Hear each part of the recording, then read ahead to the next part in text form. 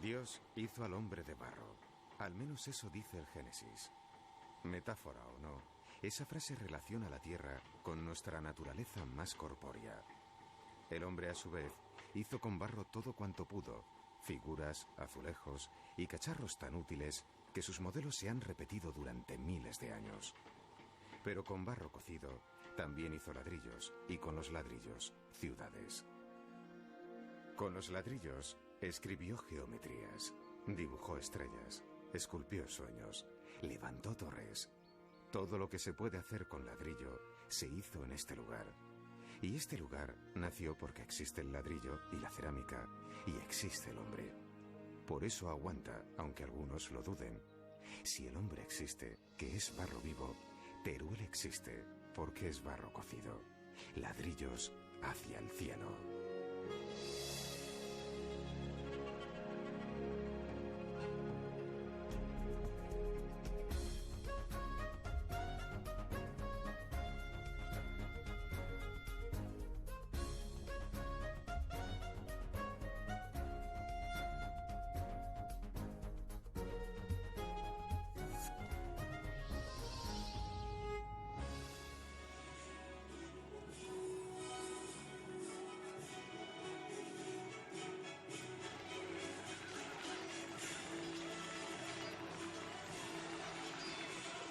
Teruel existe desde hace mucho, al menos desde la Alta Edad Media.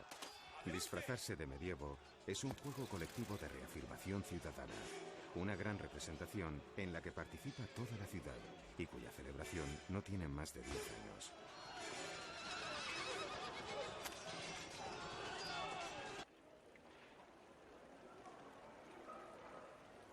Plaza del Torico. Plaza de estructura medieval, irregular, porticada para asegurar el comercio bajo el rigor de todos los climas. Todos los caminos van a Roma, y en Teruel todas las calles llevan al Torico. Figura mínima, símbolo humilde, para muchos decepcionante y para otros suficiente. Vocablos afines: toro, turolense.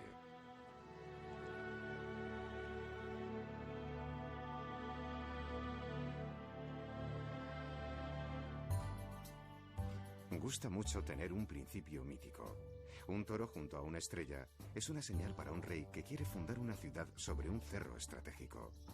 Teruel fue conquistada a los musulmanes en el año 1171 por el rey Alfonso II el Casto. Disfrutó de una época de esplendor en el tránsito de los siglos XIX al XX. Sin embargo, casi fue olvidada en la segunda mitad del siglo XX, pero ha renacido, ha llamado a las puertas de su propia historia y ha afirmado con contundencia: yo existo.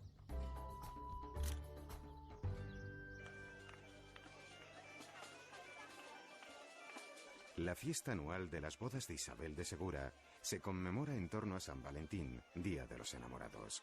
Se trata de una representación colectiva de los amantes de Teruel.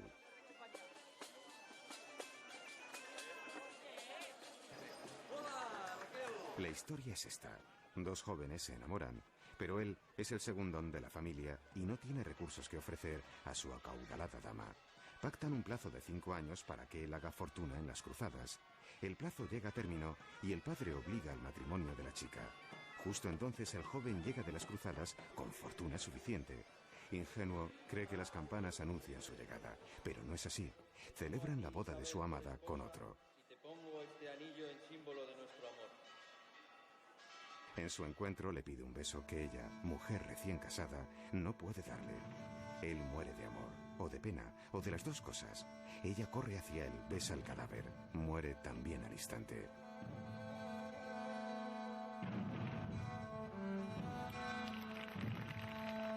Y los entierran juntos, cuerpo con cuerpo, aquellos que en vida se amaron y no pudieron consumar su amor. La historia y la literatura están llenas de amores imposibles, rotos o trágicos. Cleopatra y Marco Antonio, Romeo y Julieta, Otelo y Desdémona, Calixto y Melibea. Al ser humano siempre le han conmovido este tipo de historias. La leyenda decía que los cuerpos de los amantes estaban enterrados en la iglesia de San Pedro, y la ciencia ha podido establecer rastros sólidos de su presencia. San Pedro da la impresión de una iglesia con aire bizantino, pero no lo es en absoluto. Fíjense lo que hace una buena capa de pintura. Imita el mármol, imita la madera, imita la sillería. Decoración modernista de intenciones caras y materiales pobres. La falsificación no corresponde a una impostura, sino a la escasez económica de la época y a un cierto descaro inocente.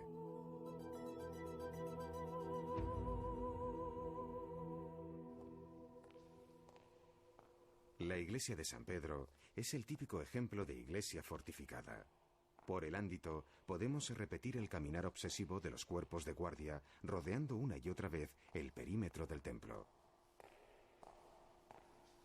Pero lo mejor de San Pedro es su torre. Se trata de la torre mudéjar más antigua de toda la ciudad, desde cuyo campanario se llamaba al culto, a la defensa o a sofocar el incendio, y cuya puerta taladra su base de lado a lado y marca la frontera entre el barrio cristiano y el barrio judío. 3 detalles de la torre: la mano de Fátima, las llaves de San Pedro y la rueda de la fortuna, símbolos de la religión musulmana, cristiana y judía, muy cerca unos de otros, signo de clara vecindad. En el recinto de San Pedro hay un museo dedicado a los amantes. No se sabe cuánto se exageró la historia, pero algo cierto debió ocurrir en Teruel en aquel lejano siglo XIII. Juan de Ávalos logró un dramatismo conmovedor. Las manos están cerca, pero no se llegan a tocar. ¿Hay mejor metáfora para expresar un amor imposible? El hecho es que bajo las tumbas se conservan las momias de un hombre y una mujer, cuya datación, gracias al carbono 14, pertenece con exactitud a la misma época en la que se sitúa la historia de los amantes.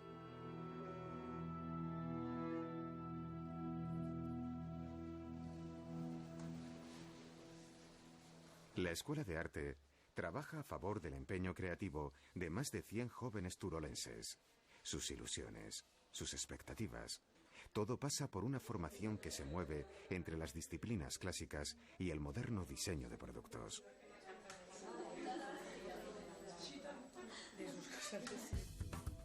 El arte de Teruel tiene un nombre propio: mudéjar.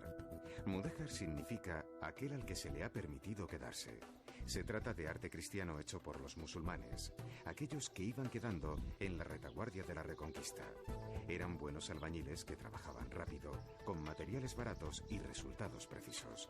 En nuestro idioma, una gran parte del argot constructivo son palabras de etimología musulmana: alféizar, zaguán, azotea, zócalo y un largo etcétera. Hay que subrayar que, a diferencia de otros movimientos artísticos, el mudéjar es un arte único, solo desarrollado en nuestra península, y Teruel es uno de sus hitos.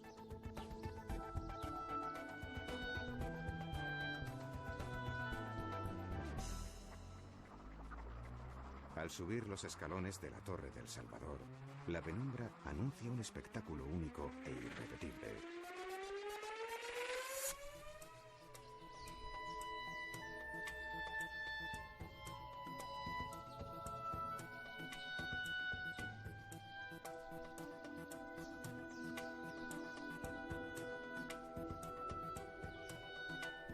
Desde esta torre se ven las otras. Desde las otras se ve esta. Un juego de reflejos e insinuaciones en el que cada torre es idéntica a sí misma en los 4 lados y a la vez diferente a las demás. Esta vez agradecemos el pequeño tamaño de esta ciudad de menos de 35.000 habitantes. Los grandes edificios que la ciudad nunca tuvo nos permiten apreciar las torres de una manera casi idéntica a cuando fueron construidas hace 600 años.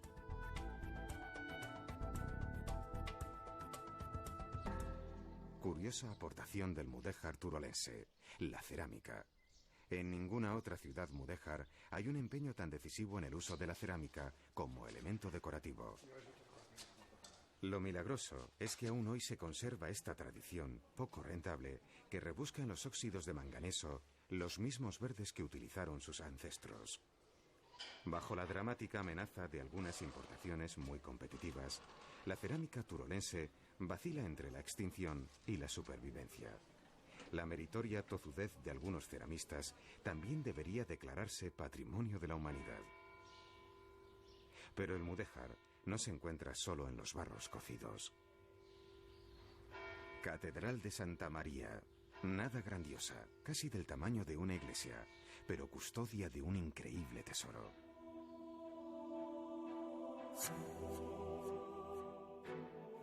El tesoro no es su magnífico cimborrio mudéjar ni el retablo de madera renacentista.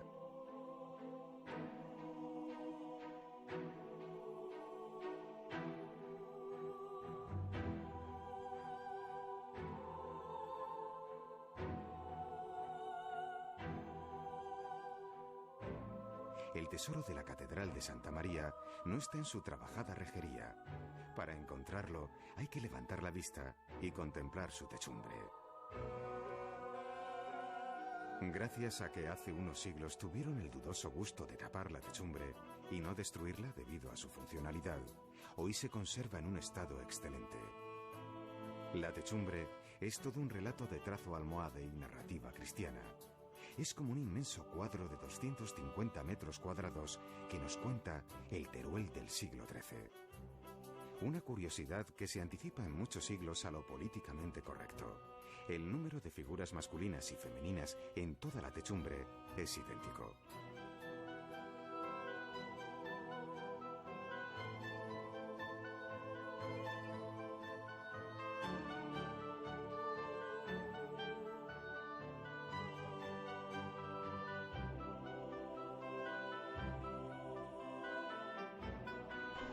La autovía entre Zaragoza y Valencia acerca Teruel al siglo XXI. Antaño el tren era el único enlace de Teruel con el mundo. La llegada del ferrocarril supuso un gran impulso para el Teruel de principios del siglo XX. En la actualidad, un ascensor conecta la estación con la ciudad, pero a principios del siglo XX se construyó una poderosa escalinata que ascendía desde el nivel del ferrocarril hasta la plaza del Óvalo. La escalinata es todo un símbolo de aquella época.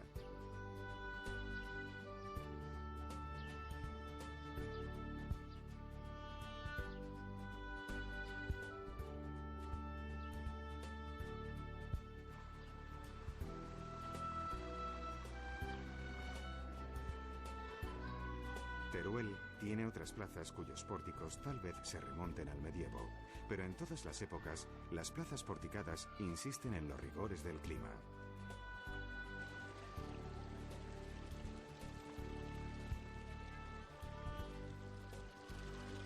El agua de la fuente nos recuerda que la lluvia que discurría por la plaza del Torico terminaba escurriendo en un aljibe que hoy es visitable, grandioso depósito de más de 7 metros de altura.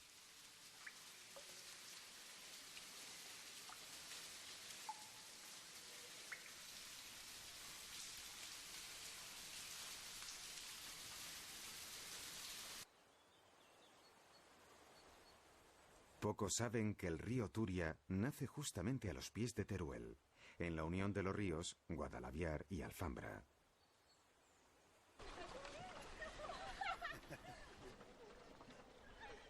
El pantano, situado a pocos kilómetros de la ciudad, es la auténtica playa de Teruel. Con frecuencia la fama de sus inviernos hace olvidar el rigor de sus veranos. Los turolenses le sacan mucho partido a esta zona de expansión en la que el principal elemento es el agua, un bien muy apreciado desde siempre.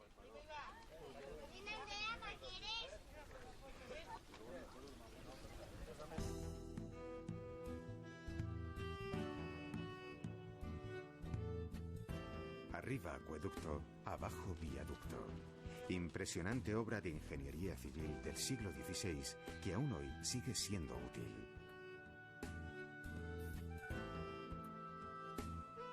Teruel no es una ciudad llana, ni mucho menos. La ubicación de barrios en distintas colinas obliga a la existencia de puentes. El viaducto se construyó a principios del siglo XX y hoy es paso exclusivo para peatones.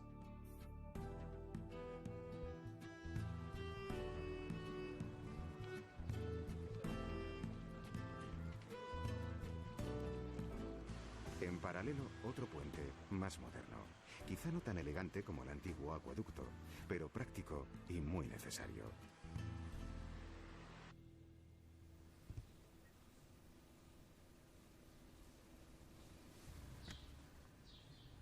El jamón de Teruel tiene tanta fama como su frío. Ambos están indisolublemente unidos. De hecho, el clima seco invernal durante el periodo de curación es el ingrediente que lo hace único. Bien cortado, bien servido y mejor comido. Su jamón es mucho más conocido que su escuela de hostelería. Pero lo cierto es que esta pequeña escuela situada en el corazón de la ciudad es un centro de aprendizaje y desarrollo del Teruel contemporáneo. Algunos grandes cocineros proceden de ella. Apreciamos los matices, acto seguido vamos a oler y ya la prueba definitiva es gustarlo. Cogemos la copa, introducimos un poquito en el paladar.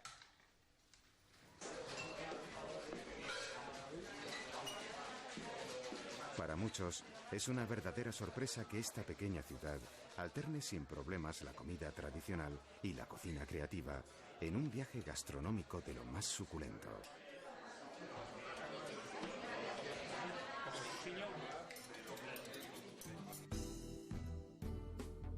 El Palacio de Congresos es una apuesta de nueva arquitectura y un reto para una ciudad como Teruel que entra en el competitivo mundo de los congresos y las ferias, al que parece que en los últimos años se han apuntado muchas de las ciudades de nuestro país.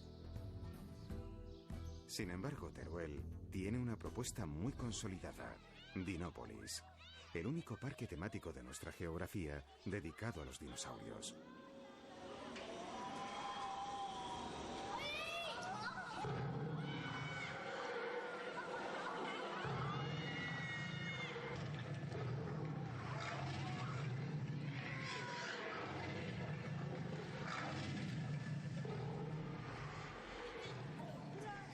Dinópolis es un lugar de juego y aprendizaje, donde se alterna la investigación de los paleontólogos y sus aplicaciones museísticas con un mundo de cachivaches y atracciones que hacen las delicias de padres y niños.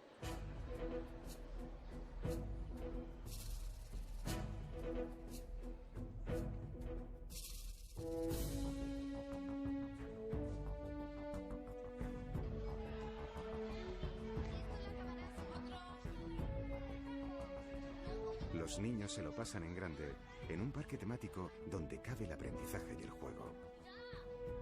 No hay duda, aquí el protagonista es el Tiranosaurio Rex, un ser poderoso que centra la admiración de los niños de todas las edades. Contado así, de mayor todos querremos ser como el Tiranosaurio Rex.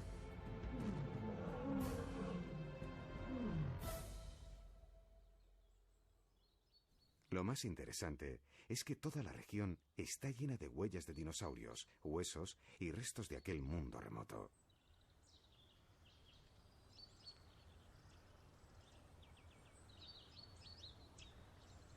La provincia de Teruel también es rica en patrimonio prehistórico. En cuevas y abrigos de la zona es posible ver representaciones de animales que todavía corretean por campos cercanos.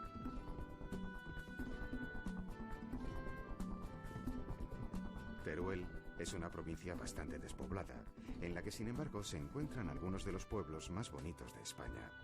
Albarracín ocupa con propiedad uno de los primeros puestos.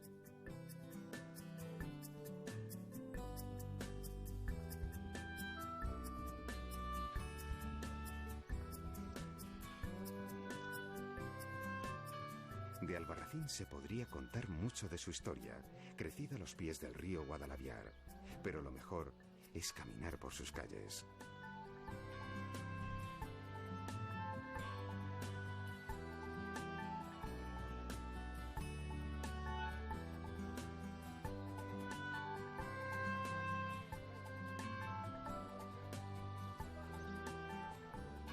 Pasear por las calles de Albarracín es disfrutar la variación sin igual de los matices terrosos de sus fachadas, fijarse en los detalles o detenerse frente a los imaginativos llamadores de hierro de sus puertas.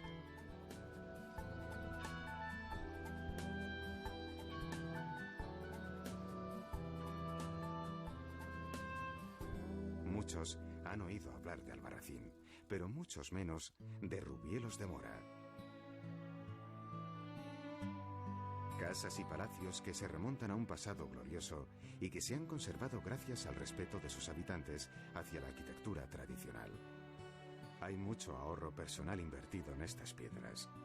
Muchos oriundos que emigraron en el pasado recuperan el pueblo poco a poco.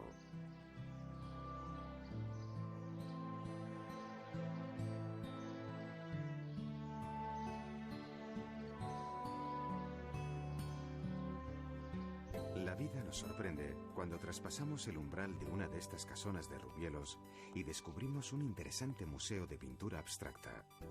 El pequeño museo tiene obra de Salvador Victoria, además de otros pintores coetáneos.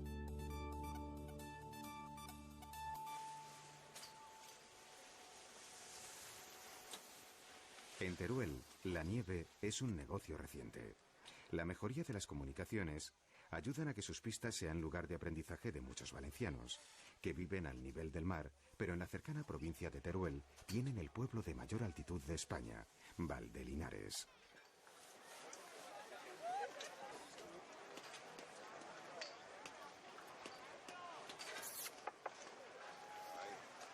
La piel del San Bernardo entrecruza el blanco de la nieve y el negro del carbón. Además de esquiar, los turistas tienen ocasión de hacer un recorrido por una de las muchas galerías abandonadas de la cuenca minera turolense, hasta hace poco en activo. Aquí os presento a Curro el Andaluz. Mundo desgarrador, en lo que no hace falta tener una sensibilidad muy acusada para percatarse de las especiales condiciones de dureza y peligro de la vida minera.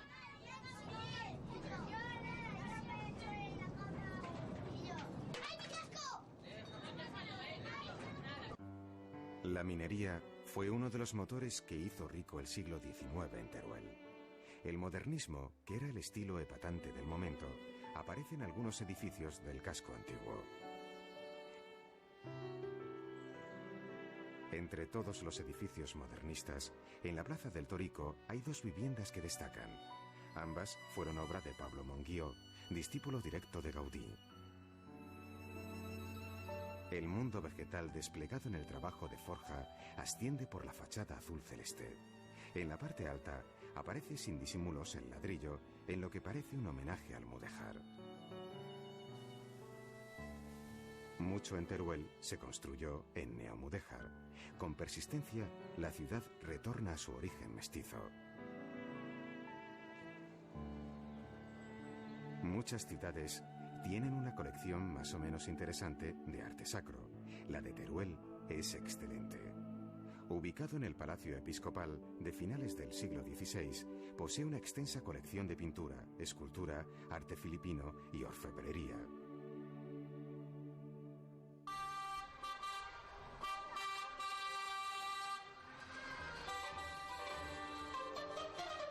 Más allá de los museos, la animada vida cultural de cualquier ciudad española está salpicada de sorpresas de última hora. Durante unos minutos, la alegría de las danzantes retumba en toda la plaza. Todo nos recuerda que las viejas piedras están empapadas de resonancias invisibles, gestualidad de la historia colectiva, cuyos útiles han ido guardándose en un hermoso edificio del siglo XVI. En el Museo Provincial duermen arrumbados los objetos del pasado, un pasado que hoy nos resulta lejano y sorprendente. ¿No es increíble que construyesen una máquina de tamaño tan considerable para confeccionar espaguetis? ¿Era necesario proteger las alpargatas de la nieve? ¿Había pastores que ya disponían de una cubertería plegable hecha de hueso? El museo redobla su interés con una farmacia de época que en su día fue trasladada pieza por pieza desde su lugar de origen, pero también conserva vestigios de un pasado remoto en el que destaca un mosaico romano.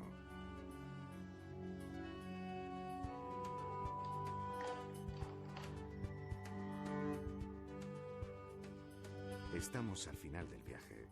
En la habitación del hotel, cuya puerta se abre con una tarjeta de plástico, la máquina fotográfica, naturalmente digital, nos golpea la memoria con objetos que acabamos de ver en el museo.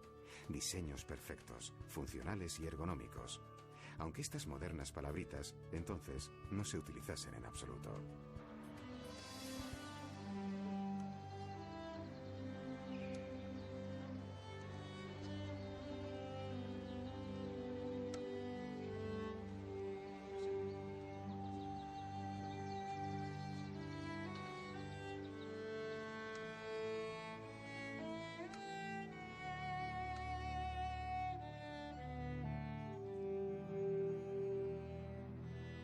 En un mundo donde casi todas las ciudades coronan sus plazas con estatuas inmensas o fuentes grandiosas, Teruel, tan alejada de las grandes rutas, muestra con sencillez su símbolo más preciado, el torico.